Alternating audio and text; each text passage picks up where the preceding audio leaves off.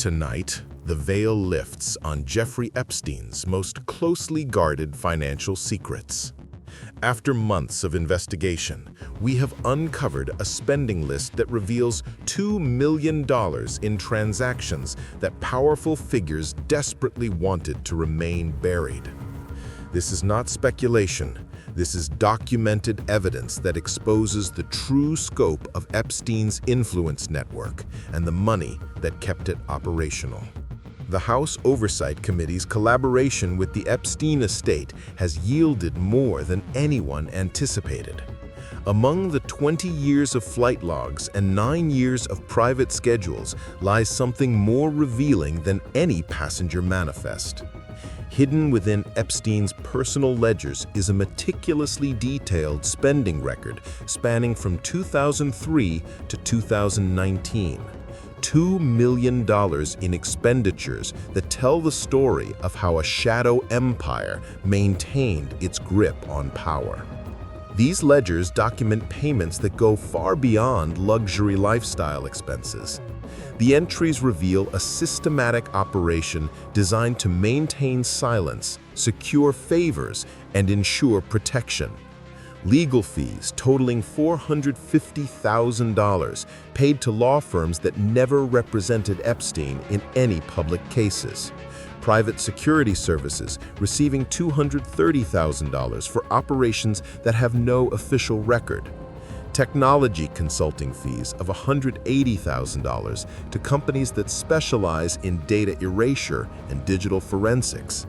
The pattern becomes clear when you examine the timing of these payments. Every major payment corresponds directly to periods when Epstein faced potential exposure or when his associates required protection. In March 2005, as the first investigations into his activities began, the ledgers show emergency payments totaling $75,000 to what is listed as reputation management services. The recipient company has since dissolved, leaving no trace of its activities or personnel. But the most disturbing entries are those labeled simply as educational consulting. Over 6 years, these payments totaled $820,000. The recipients were not educational institutions or legitimate consulting firms. They were shell companies, registered in offshore jurisdictions, companies that existed solely to receive and redistribute these funds. The timing of these payments aligns perfectly with recruitment periods and the expansion of Epstein's operation to new territories. Anonymous has verified that several of these payments directly funded what can only be described as a protection network. Former law enforcement officials received monthly retainers through intermediary companies. Private investigators were employed not to investigate, but to monitor potential threats to the network's security. Media consultants received substantial payments to manage narrative control when stories began surfacing about Epstein's activities. The ledgers reveal a $300,000 payment made in September 2008, just as Epstein was negotiating his controversial plea agreement in Florida. This payment went to a consulting firm with direct ties to the prosecutor's office. While we cannot definitively prove corruption, the timing and amount raise serious questions about how that lenient agreement was secured. The same consulting firm received an additional $150,000 in 2019, weeks before Epstein's arrest on federal charges. Technology expenses reveal another layer of the operation. Epstein spent enormous sums on surveillance equipment, data storage systems, and digital security measures. The ledgers show $270,000 paid to a specialized firm for what is described as comprehensive data management. This firm's services included secure storage, encrypted communication systems, and most troubling, selective data destruction capabilities. The human cost of this spending becomes apparent when examining the personal assistance category. Over $400,000 was distributed to individuals whose identities remain protected in the documents, but whose roles are clear from the payment descriptions. Monthly stipends for discretionary services, emergency payments for relocation assistance, and substantial lump sums for confidentiality agreements. These payments paint a picture of systematic control and manipulation. Among the most revealing entries are those connected to political figures and their associates. The ledgers show regular payments to consulting firms that later provided services to major political campaigns. These companies received a combined total of $320,000 from Epstein, establishing financial links that compromise any claims of casual acquaintance between Epstein and political figures. The birthday card allegedly sent by Trump in Epstein in 2003 takes on new significance when viewed alongside the financial records. That same year, the ledgers show a payment of $45,000 to what is listed as special occasion coordination. The timing coincides perfectly with Trump's birthday, suggesting these payments may have funded reciprocal relationship maintenance between Epstein and his high-profile connections. Elon Musk's documented presence in Epstein's world gains additional context through these financial records. The ledgers show payments to Tesla suppliers during the same periods when Musk appears in Epstein's schedules. While we cannot prove direct financial relationships, the coordination of these timelines suggests a level of integration that goes beyond casual social interaction. Steve Bannon's connection to Epstein becomes more complex when examined through the lens of these expenditures. The ledgers reveal payments to media consulting firms that later worked on projects associated with Bannon's political activities. The overlap between Epstein's spending and Bannon's political network suggest relationships that extended far beyond the social sphere. Peter Thiel's name appears in contexts that align with specific technology-related expenses in the ledgers. Payments for advanced data analysis services and digital security measures correspond with periods when Thiel companies were developing similar capabilities.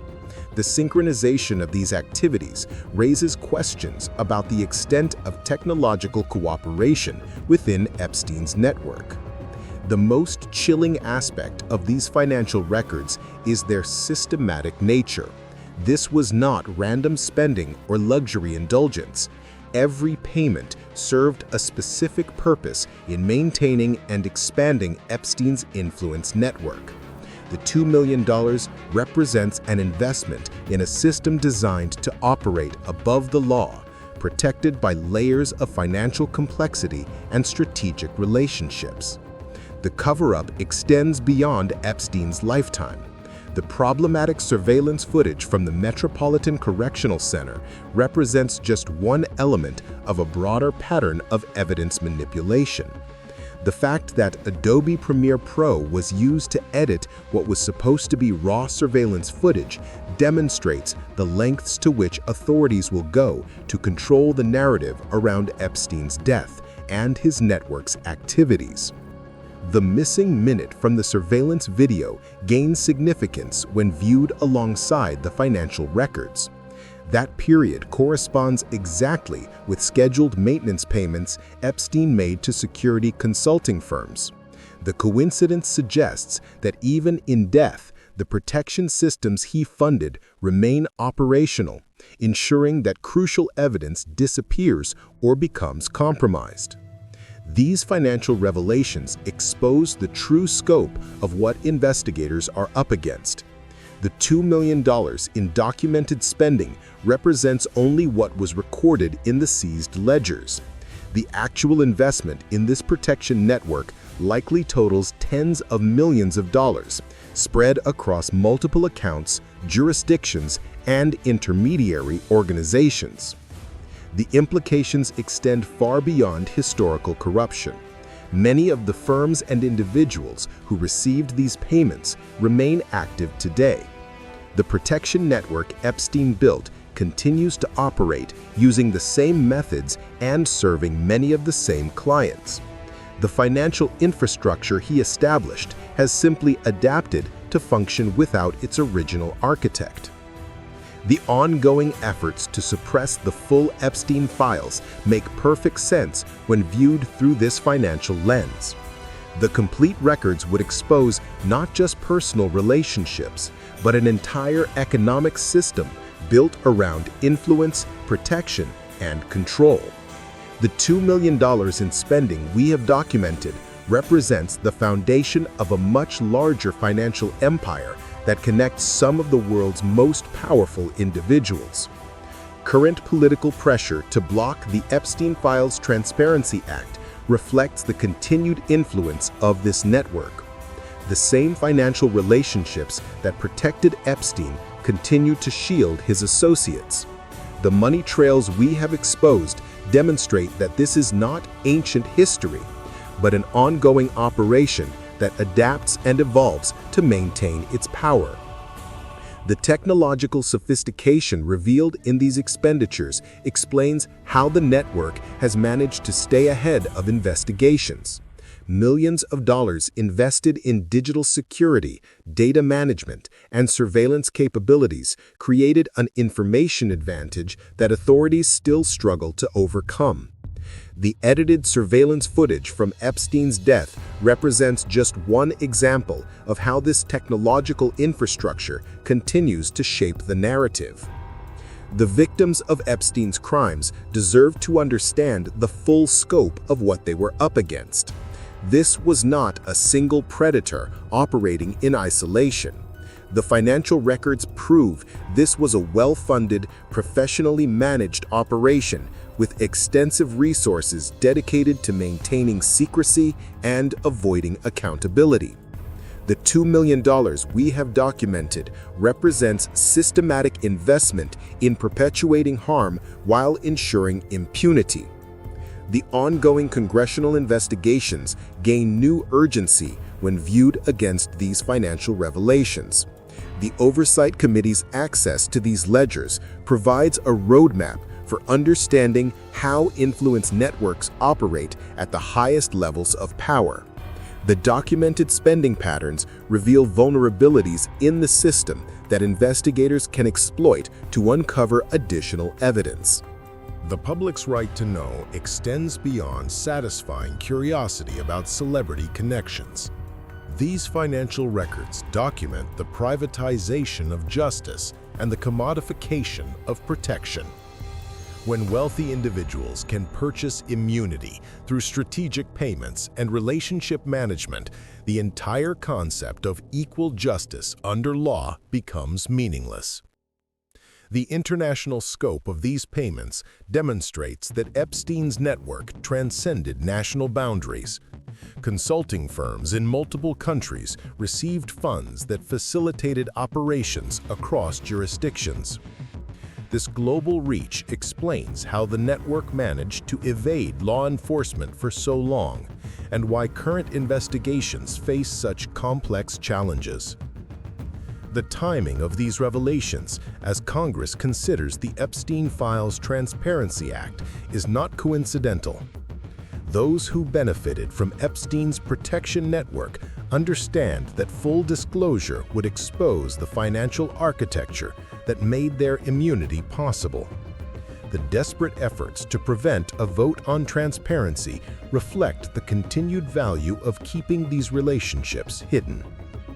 Anonymous will continue to expose the financial trails that connect Epstein's network to centers of power around the world. The $2 million in spending we have documented today represents just the beginning of what we will reveal. Every payment, every transaction, every financial relationship that enabled this system of exploitation and protection will be brought into the light. The ledgers contain hundreds of additional entries that require further investigation. Each payment tells a story of how money was used to corrupt institutions, silence victims, and protect perpetrators. The systematic nature of this spending proves that Epstein's operation was far more sophisticated and extensive than public disclosures have revealed. The forensic analysis of these financial records reveals sophisticated money laundering techniques that allowed Epstein to move funds across multiple jurisdictions while maintaining plausible deniability. Payments were structured to fall just below reporting thresholds, divided across numerous entities, and timed to coincide with legitimate business activities that provided cover for the transactions. The shell company network Epstein utilized involved over 40 registered entities across 12 countries. These companies existed solely to facilitate payment flows and obscure the true recipients of funds. The complexity of this structure required professional management, costing Epstein an additional $300,000 in administrative fees over the documented period. Law enforcement agencies have struggled to trace these financial networks because of their sophisticated design. Bank records show that funds often pass through 5 or 6 intermediary accounts before reaching their final destination. This deliberate complexity was not accidental, but represented a carefully planned strategy to frustrate future investigations. The influence of these financial relationships extends into current events. Several of the consulting firms that received Epstein's payments now work with major technology companies, political organizations, and media outlets. The connections established through Epstein's spending continue to shape how information flows and which stories receive attention or suppression. Educational institutions also appear in these financial records, receiving substantial donations that coincided with periods when Epstein required academic legitimacy for his activities. Universities that accepted these funds later provided platforms and credibility that enhanced Epstein's reputation among intellectual and political circles. The recurring nature of many payments suggests ongoing services rather than one-time transactions. Monthly retainers to security firms, quarterly payments to consulting companies, and annual donations to foundations created a web of financial dependencies that ensured loyalty and cooperation across Epstein's network. International banking regulations failed to detect these payment patterns because they were designed to exploit gaps between different regulatory systems. Funds originated in jurisdictions with strict privacy laws, passed through countries with limited enforcement capabilities, and ultimately reached recipients in locations where the transactions appeared legitimate. The psychological impact of these revelations on survivors cannot be understated. Understanding the resources deployed to silence their voices and protect their abusers adds another layer of trauma to their experiences. The systematic nature of this financial operation demonstrates that their suffering was not the result of individual predatory behavior, but part of a well-funded institutional system. Cryptocurrency transactions, while limited during most of the documented period, appear in the final years of the ledgers. These entries suggest that Epstein's network was adapting to new technologies that offered even greater anonymity and reduced traceability. The transition to digital currencies represents an evolution in how such networks protect their financial flows. The accountability gap revealed by these financial records extends beyond criminal justice to civil liability. Many of the entities that received Epstein's payments continue to operate and profit today.